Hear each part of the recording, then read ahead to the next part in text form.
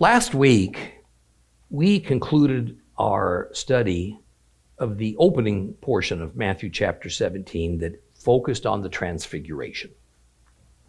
Now, truly, this nearly unfathomable event of an epiphany of Moses and Elijah and Jesus together is one of the most mysterious in the entire Bible.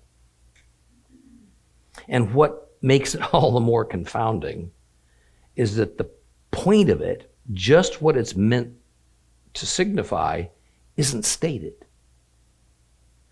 Now, I can only assume that either the gospel writers didn't know the point because their sources didn't know, or that it was assumed to be self-evident to believers in the first century. So within the Jewish context then, what might the disciples have taken from this? To briefly review, my conclusion is that at least two different things were meant to be taken from the Transfiguration, perhaps even more. One thing for certain, death was a greatly feared thing because what happened afterward was an unsettled matter in the Hebrew faith. So the question of the possibility of life after death, well, this was an ongoing debate within the Jewish religious leadership, and therefore was also an unresolved matter within the minds of Christ's disciples. I imagine the appearance of the long ago departed Moses and Elijah would likely have provided a welcome hope for them that there must be life after death. So the next question in their minds would have been, how does one attain it? Now, without insisting on which view is correct, my own does differ from the traditional one within Christianity that there is but a single point to this epiphany, and it is to inform the disciples about something concerning Yeshua. The first point of the Transfiguration then is that two different groups of people were meant to benefit from it. The three disciples that were present as witnesses, and the participation of Moses and Elijah themselves.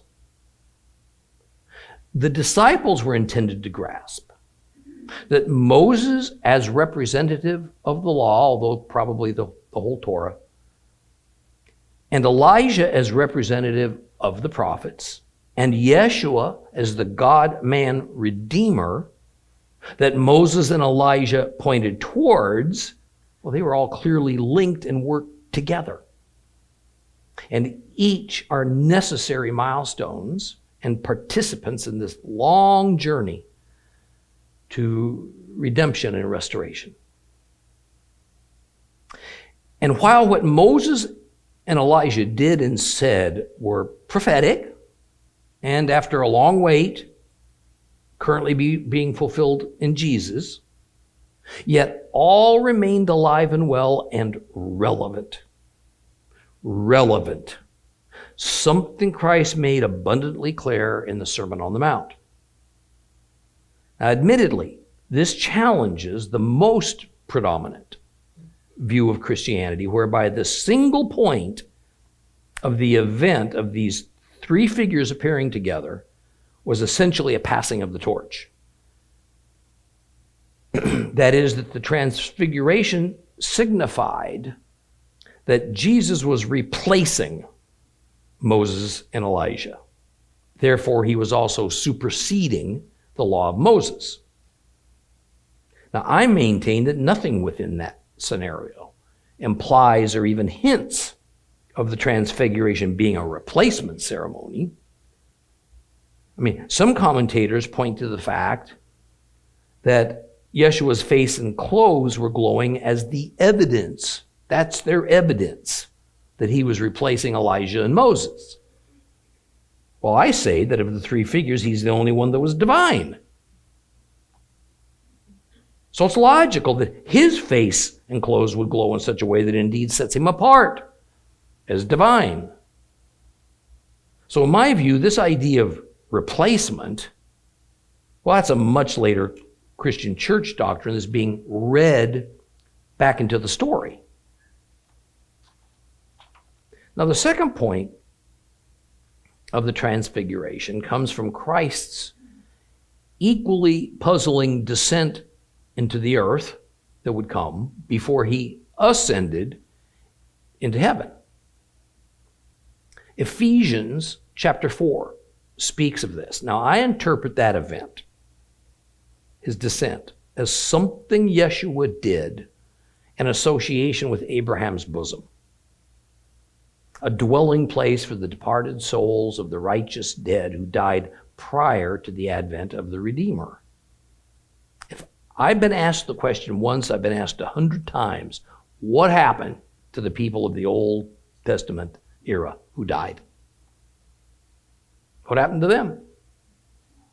Well, Jesus descended to announce to these souls that they were now redeemed to an elevated state of righteousness that now gave them access to heaven.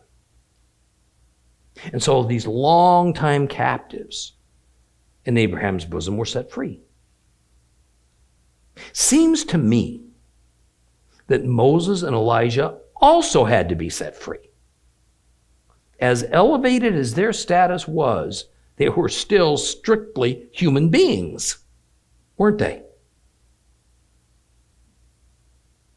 Born with that same sin nature as Adam.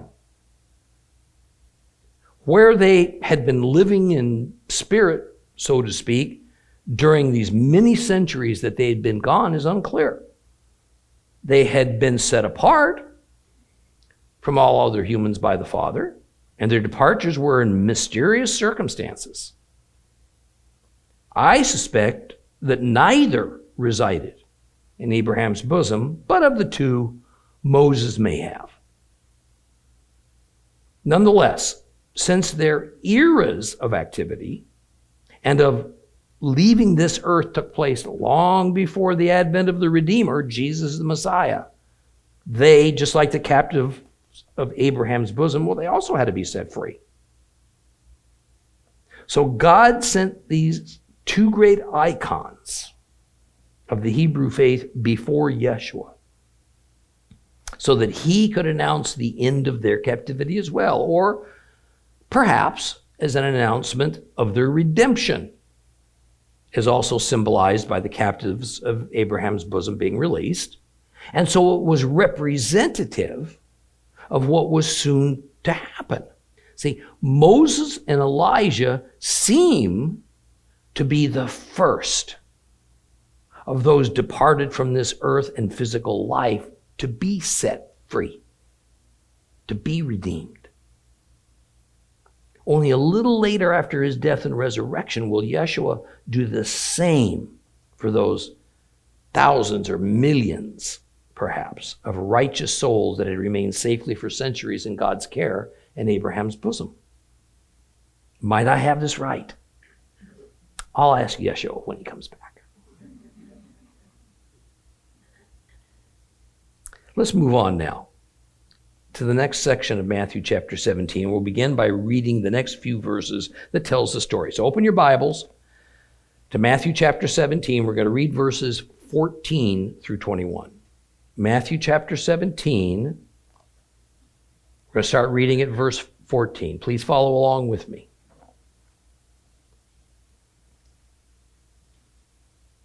As they came up to the crowd, a man approached Yeshua, kneeled down in front of him and said, "Sir, have mercy on my son, because he's an epileptic and has such terrible fits that he often falls into the fire or into the water. I brought him to your Talmudim, his disciples, but they couldn't heal him." And Yeshua answered, "Perverted people without any trust, how long will I be with you? How long must I put up with you? Bring him here to me."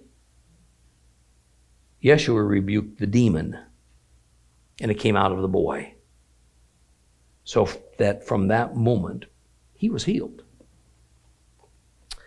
Now the story is of the healing of a young man that most Bible scholars insist was not demon-possessed, rather he had epilepsy. But what it all actually boils down to is this.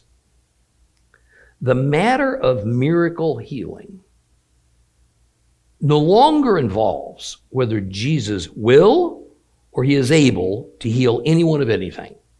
That is now a given. Rather, the matter is whether his disciples can as well. That's the issue here. The same story is told in the Gospel of Mark. And because the best information is the most complete information, we'll read Mark to add to what Matthew says. So now just turn a few pages over to Mark chapter 9, and we'll start reading also at verse 14. Chapter 9, we're going to read starting at verse 14 and go all the way through 29.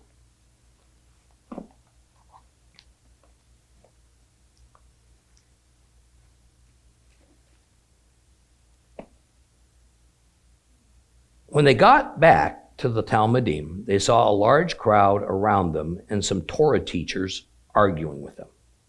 And as soon as the crowd saw him, they were surprised, and they ran out to greet him, and he asked them, "What's this discussion about?" And one of the crowd gave the answer, "Rabbi, I brought my son to you because he has an evil spirit in him that makes him unable to talk.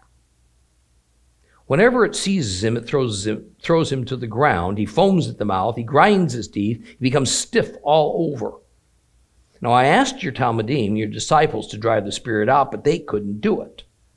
"People without any trust," he responded. "How long will I be with you? How long must I put up with you? Bring him to me."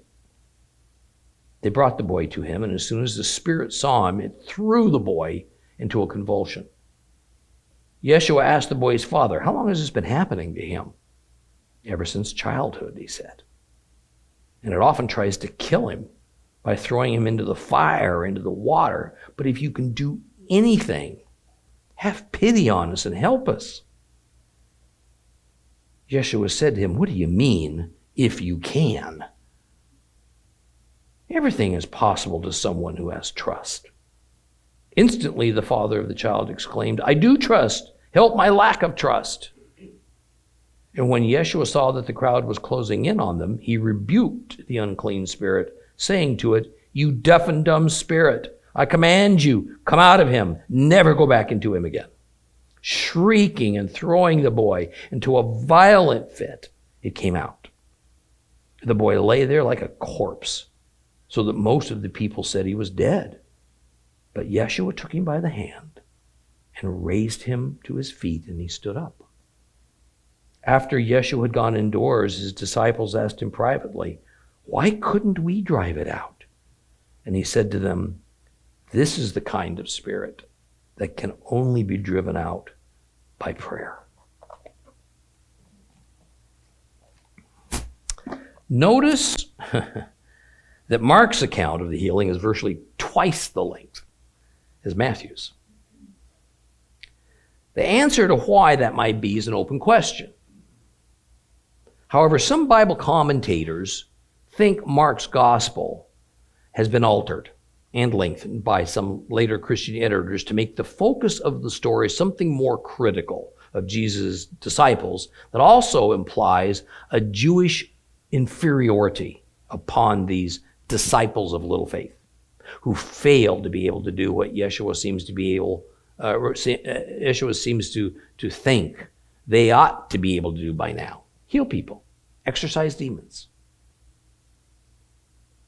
My response is, I just don't know if that's the case with Mark or not. There is simply no evidence for or against, just the opinions of a number of Bible scholars. Now, each gospel writer tended to either be wordy, more wordy, or less wordy about a common event they all report on. They also tended to highlight different aspects of any given event. Some gospel writers included things about Yeshua that others chose not to, and vice versa. So I'm not inclined to read too much into the shorter version in Matthew or in the longer version in Mark. I'm just going to leave it that by combining the information provided in these two accounts, we get a more complete and well-rounded record of what occurred. Now, having said that,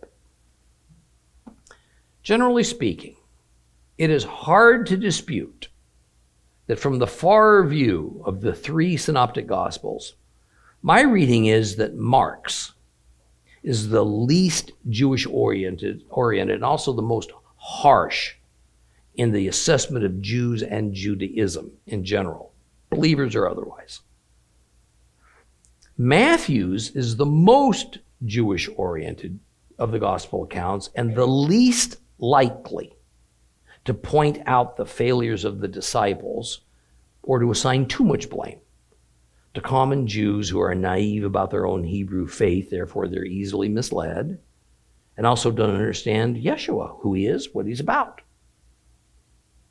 Luke, he probably falls somewhere in the middle, because this Gentile believer went on the road with the Jewish apostle Paul to several Gentile Roman provinces, visiting several synagogues, and so no doubt gained insight and understanding of Jewish culture and tradition, and therefore of the Jewish point of view.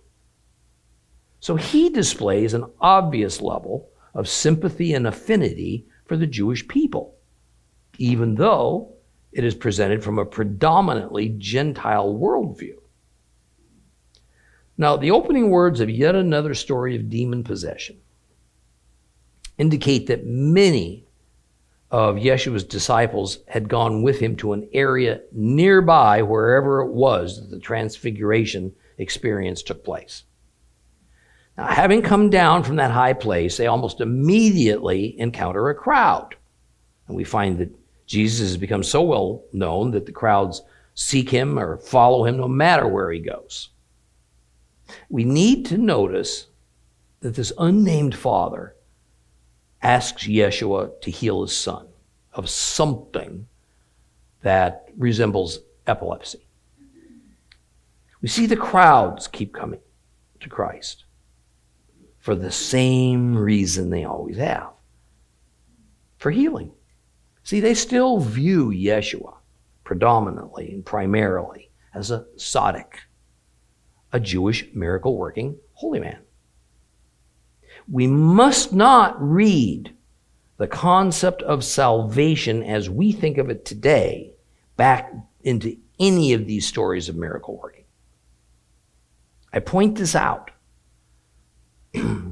because when we read nearly every English Bible version, we'll find that they have the Father saying to Yeshua, "Lord, have pity on my son." That is, the word Lord is capitalized, capital L Lord, thus making it a title. This capitalization is used by a translator to indicate when the person speaking that word means it in the religious spiritual sense that Jesus is the divine Savior and Messiah, the Lord. This is simply not the case. There is no evidence in any of the gospel accounts to this point in Yeshua's life that the crowds are approaching him with this meaning and understanding. Yeshua's life has just not revealed this publicly. Rather, the complete Jewish Bible translation handles this the best. When it says, instead of Lord, it says Sir. Sir. That is, the Father is showing respect to Jesus, not the least of which reason is that he wants something from him. He holds Yeshua in high regard. But he also wants Jesus to exorcise this demon from his son. It's interesting that the Father calls his son a lunatic, not demon-possessed. The Greek word used is solamia zomai. It literally means moonstruck. But in modern English, moonstruck means lunatic. It was a superstition in that era that the moon, the luna, caused mental illnesses and abnormal behaviors. A lot of policemen today said it still does.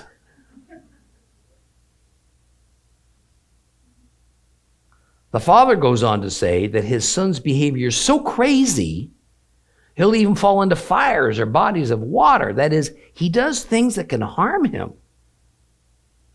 Now, Mark's gospel starts this story a bit differently. He says that Yeshua and his disciples came upon a crowd of people who were loudly debating with some scribes, synagogue authorities, about something. And when the crowd noticed who it was that was approaching, why, several of them ran to Yeshua. And Yeshua asked no one in particular what this noisy discussion was all about. And a person answered. This person was the father of a son that was suffering from demon possession. Mark continues with more or less the same description about what goes on with the boy that we find in Matthew. However, he also adds that some of Yeshua's disciples tried healing the boy, but he couldn't. Back to Matthew. Yeshua turns to his disciples. He strongly rebukes them. Or at least that's the rather standard meaning assigned to Yeshua's words. But when we look more closely, the Greek has Yeshua say, apistos kia diastrepho. The King James Version has the most literal translation that says, faithless and perverse generation. So unless he's calling only his disciples the faithless and perverse generation, then he's using the term perverse generation as he has before. It refers in general to all those Jews living at that time that are blind to the signs of the latter days that John the Baptist showed them, and that Yeshua's very presence is proof of. In other words, this harsh statement is directed at the entire crowd, including those scribes and his own disciples, everybody present. And he again implies that the amount of time that he'll be around, alive, to be able to continue to heal and to restore people is limited. So what happens when he's gone? I have little doubt that similar words have been spoken by every frustrated mother and father to their children. What are you going to do when I'm not around anymore?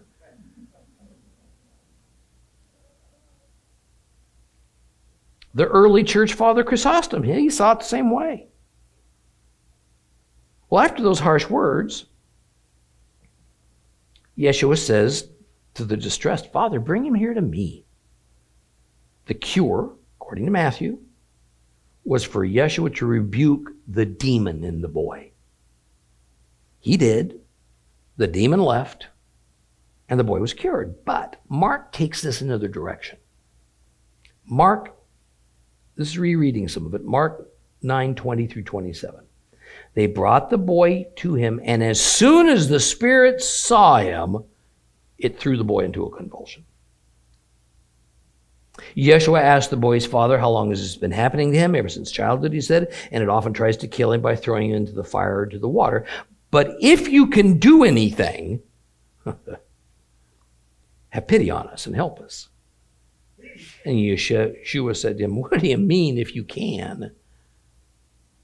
Everything is possible to someone who has trust. And instantly the father of the child exclaimed, I do trust. Help my lack of trust. And when Yeshua saw that the crowd was closing in on them, he rebuked the unclean spirit, saying to it, you deaf and dumb spirit, I command you, come out of him, never go back into him again.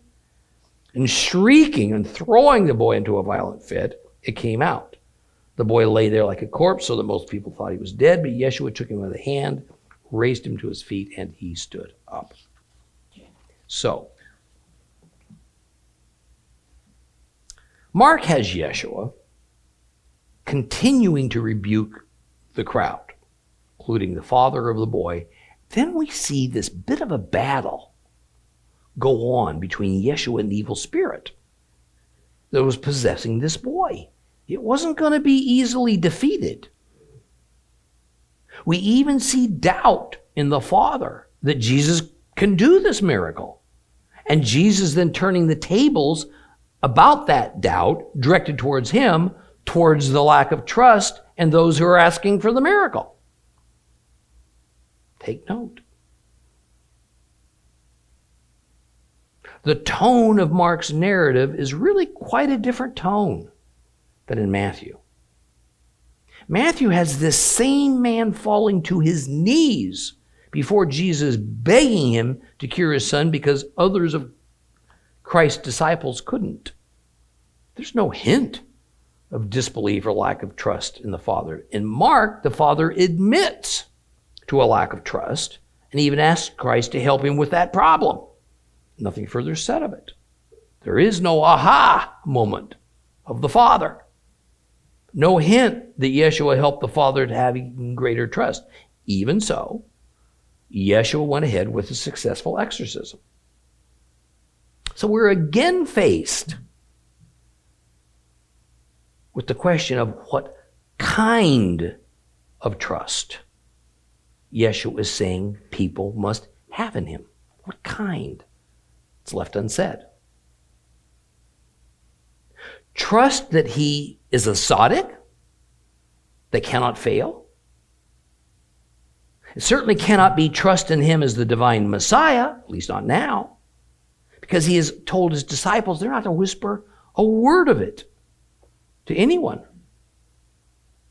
Perhaps it is meant in the sense that the Jewish people are like Peter, to have such trust in his person that he is whatever he says he is at any given point in time. And that he can do whatever it is he says he can do in any capacity whatsoever. And in addition, that this trust, it must be large enough that it never wavers, and thus it responds properly to whatever he tells them to believe or to do, no matter the circumstance. I believe that the trust he demands is in the same sense that he expected it of Peter. Well, going back to Matthew's much shorter version of the story, in verse 19, the disciples ask Yeshua the reason that they couldn't heal this boy of his problem. And Yeshua responds, as he has on numerous occasions, regarding the condition of his own disciples, they have little faith.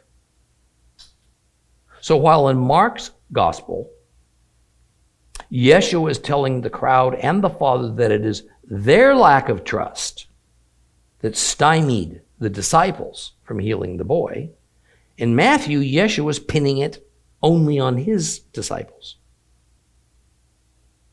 In verse 20, Jesus resurrects his previous use of the mustard seed metaphor and parable, and he tells the disciples that if their faith and trust were even that tiny, they could move mountains. Now, folks, this is an expression. It's not to be taken literally. It is also not a parable. It's important. Got to know what kind of literature we're speaking about. This is not a parable. So it can have more than one facet to its meaning. Let's also recall that Yeshua never moved massive geographic features that we're aware of.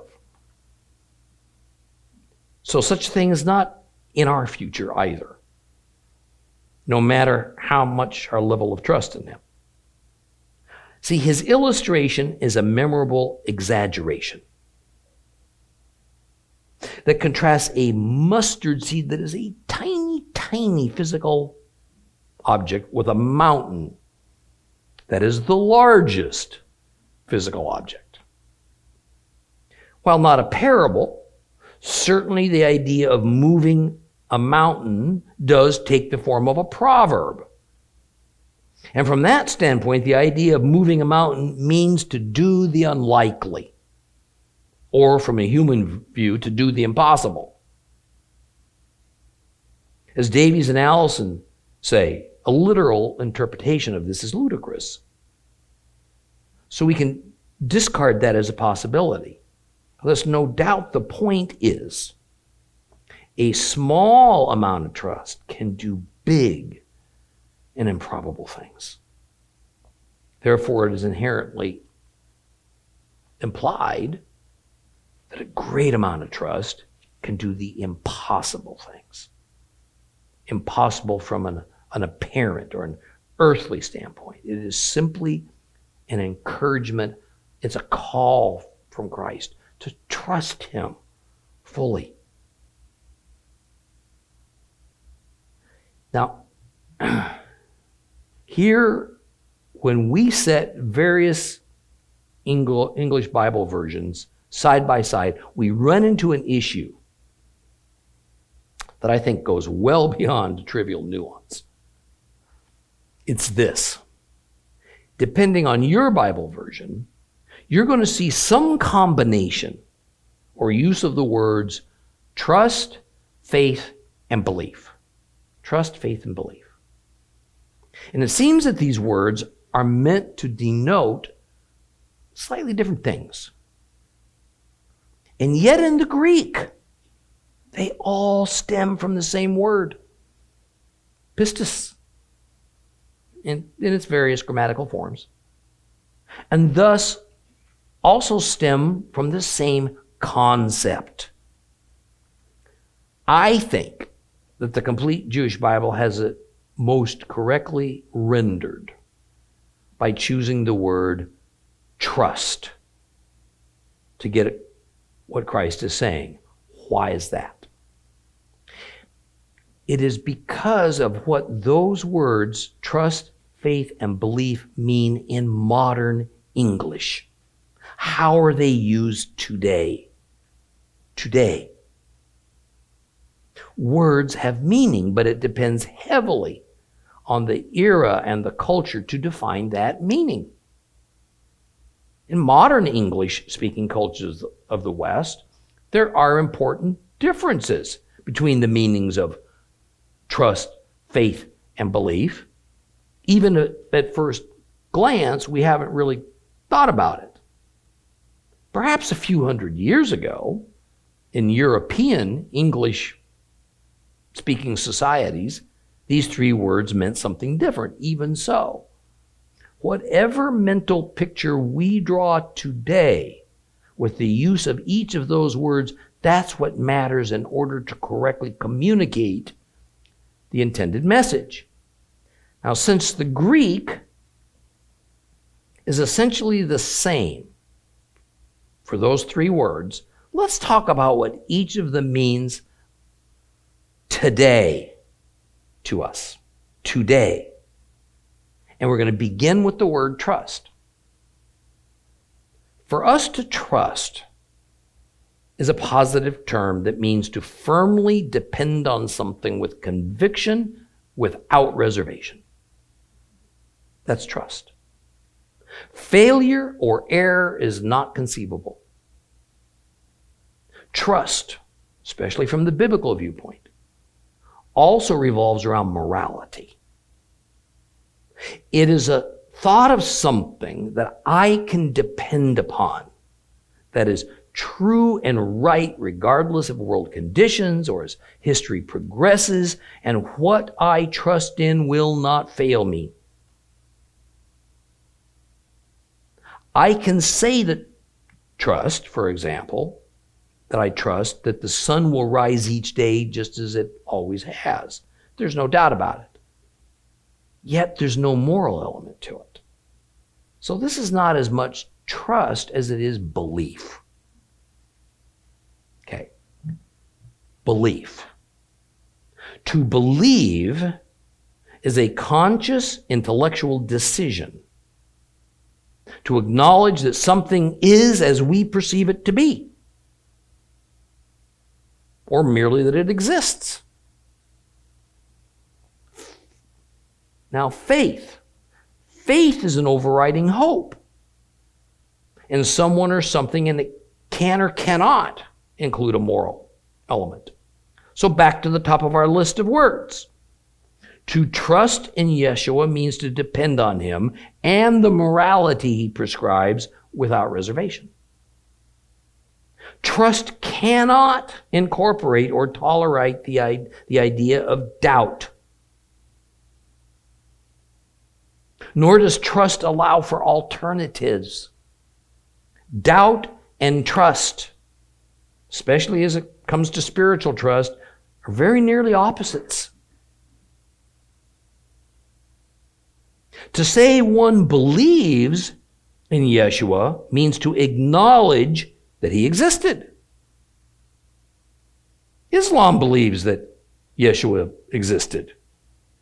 Some Muslims I have met have a respect for him. They have respect for the lifestyle he preached. But they don't trust in him. They don't depend upon him without reservation. In fact, they worship another God and another religion. They rely on another and different holy book. Another example of belief. I can believe that a chair exists, that it's present, and is something that is designed for me to sit upon. But I don't put my trust in it on a moral or an absolute level. I don't make an intellectual decision that even has some involvement of my soul to depend on a chair without reservation. We know that it could fail us, even though it might be rare. But if it did, outside of our surprise, we wouldn't have a loss of belief in the existence of chairs and the purpose of chairs. Now, faith. Faith is a hope that something's so. Faith doesn't have to have an inherent moral element, but hope, and thus faith, does incorporate and tolerate doubt. I can have hope, faith, it's going to rain, yet also legitimately harbor an equal amount of doubt it won't. Faith is the hope of something as yet unrealized, but in the way we think about it, it may never be realized. I can have faith that mankind is inherently good, even if the evidence shows otherwise. And that mankind's goodness is the path that will eventually lead the human race to a better world. I can hope in science as our deliverer from all our earthbound problems that plague us, even though it certainly hasn't delivered and solved all things thus far, and there is no firm evidence it ever will. In fact, it was science that brought us the ultra-destructive atomic bomb. The hope, the faith we have in science, or what it currently says is fact, regularly turns out to be incorrect. It has to be revised so that we hope now in something else. Faith, hope, allows room that we can switch our hope to something else if we need to. Trust does not. So trust that fails us is not merely disappointing, it's soul destroying. Now, while you might not agree with all my definitions and examples, the point is that these are what these words predominantly mean in the 21st century in the Western culture. Thus, what we have to be very careful about is what English words a Bible translator assigns to what Yeshua or the gospel writer meant, and therefore what he requires of us to be his disciples. Therefore, when we look at the Greek pistis in all of its variations, the best English word to get across that proper meaning every time is trust. Trust. Yeshua says we're to trust him. We are to depend on him without reservation or in regards to the circumstances. This, of course, is the ideal, isn't it? Be ye perfect, even as I am perfect, says the Lord. I dare say no one will ever be perfect or have perfect trust in God. The book of Revelation reveals that even many people that will be allowed into the millennial kingdom will not have perfect trust. Some will fail so badly that they will not live in eternity with God. This fullness of trust, this ideal trust, will not come until the arrival of the new earth and heavens. But it is what we are to strive for. That's our goal. With Yeshua as the object of our trust and the ideal of what it looks like. Now, verse 21. Verse 21 is not even present in all the ancient Greek manuscripts, and the complete Jewish Bible doesn't use it, even though most English Bibles do. It is therefore thought that because Matthew didn't use some words that Mark thought was important, a later Christian editor added them. And in Mark 29, he said to them, this is the kind of spirit that can be driven out only by prayer. Now, whether this was an authentic saying of Christ or not, it is framed as having been said in response to Yeshua's disciples as a sort of instruction from him to answer the question of how one can get rid of this particular kind of evil spirit, the one who wasn't willing to go without a fight. However, the way it has been inserted into Matthew's gospel, it is framed as a continuing saying of Jesus over the issue of the volume of trust one must have. So it has been slightly modified to fit each scenario. An original statement by Christ or not isn't a terribly important issue here. In the end, what it says is true. We can never attain the high level of trust in Yeshua that we need without prayer and fasting. That is, we must make an effort. An effort. We have to take personal action. We have to beseech the Father in prayer, not just passively wait on him to decide one day to give us a greater trust. Now, verses 22 and 23. These are sometimes said to be misplaced. And so they too must be a later addition by some Christian editors. Let's read just those two verses, or I'll read them to you, whatever you want. Matthew 17, 22 and 23. Matthew 17, verses 22 and 23. As they were going about together in the Galilee, Yeshua said to them, the Son of Man is about to be betrayed into the hands of the people, who will put him to death, and on the third day he will be raised. And they were filled with sadness.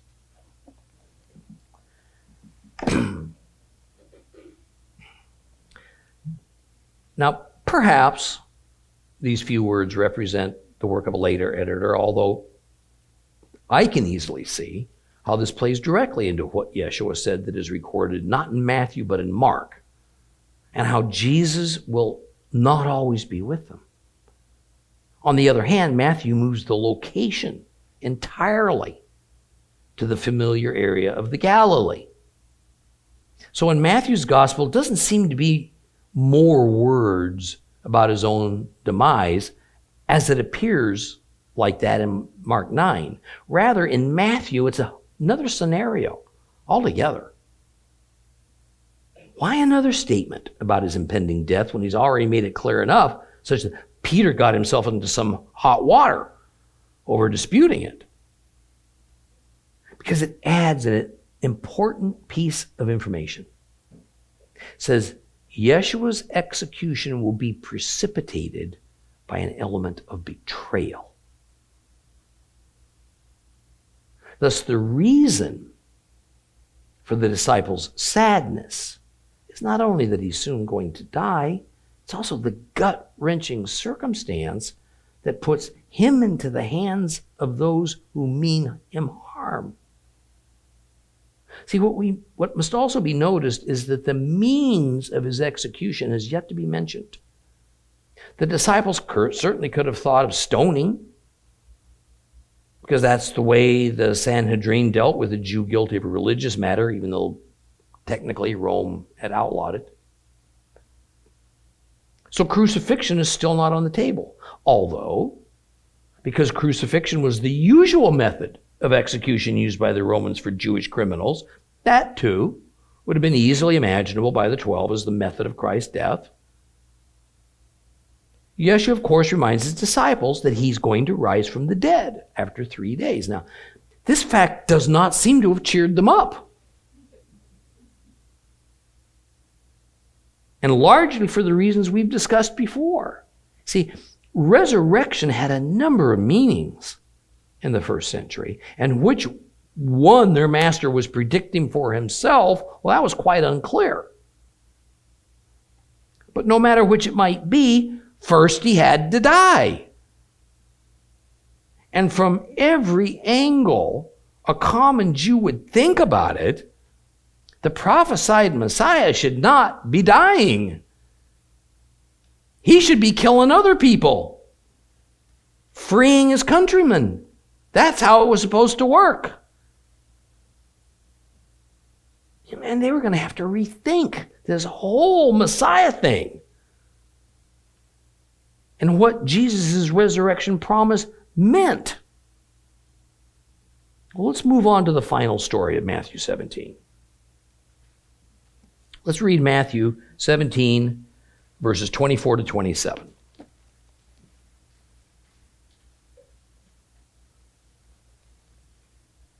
Verses 24 to 27. When they came to Capernaum, the collectors of the half shekel came to Kepha and said, that's Peter, doesn't your rabbi pay the temple tax? Well, of course he does, says Kepha. And when he arrived home, Yeshua spoke first. Shimon, that's also Peter, what's your opinion? The kings of the earth, from whom do they collect duties and taxes? From their sons or from others? Well, from others, he answered. Then said Yeshua, the sons are exempt. But to avoid offending them, go to the lake, throw out a line, take the first fish you catch, open its mouth, you'll find a shekel. Take it and give it to them for me and for you. This story is about the temple tax and whether or not the disciples should pay it. See, this means that it took place very likely in March, or the Hebrew month of Adar, which is not long before Passover. That's because this was the traditional time that the temple tax of 2 Roman drachmas was paid, according to Josephus, and Philo more or less backs it up, and adds in that all Jewish adults over the age of 20 were to pay it. Now, the temple tax story appears only in Matthew, likely because Matthew himself was a Jew. And so the issue of paying the temple tax, well, that was important to him. He was also a believer. So what Yeshua had to say about the matter would have been his guide, and the one he thinks all Jews ought to follow. So Yeshua and his disciples are now back in Capernaum, where Jesus was staying, probably with Peter's family. They're the representatives of the temple. Come to the disciples and ask why their master doesn't pay the temple tax. Now, Peter, as always, jumps into the fray and answers, oh, of course he does. One would have to ask why the tax collectors would even ask such a question. Well, it's known. The Galileans were none too keen to pay that tax because they considered those who ran the temple as illegitimate and corrupt, which they were. The bulk of the money given simply found its way into the pockets of the high priest and his family. Now notice that the words of verse 25 say that when Peter got home, Yeshua spoke first, more or less cementing that Yeshua was still residing with Peter.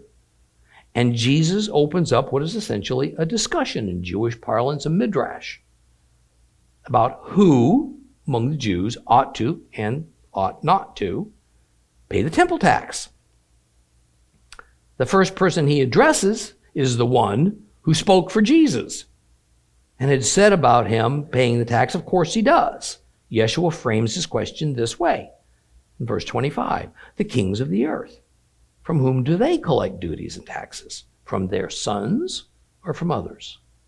Peter responds, from others. So says Yeshua, the sons are exempt. Now please notice that I said this is about the temple tax. But that's actually an assumption. The words temple tax that we find in the complete Jewish Bible and many, maybe most other English Bibles are not actually there in the Greek. That too is an assumption, you see, on the part of the translators.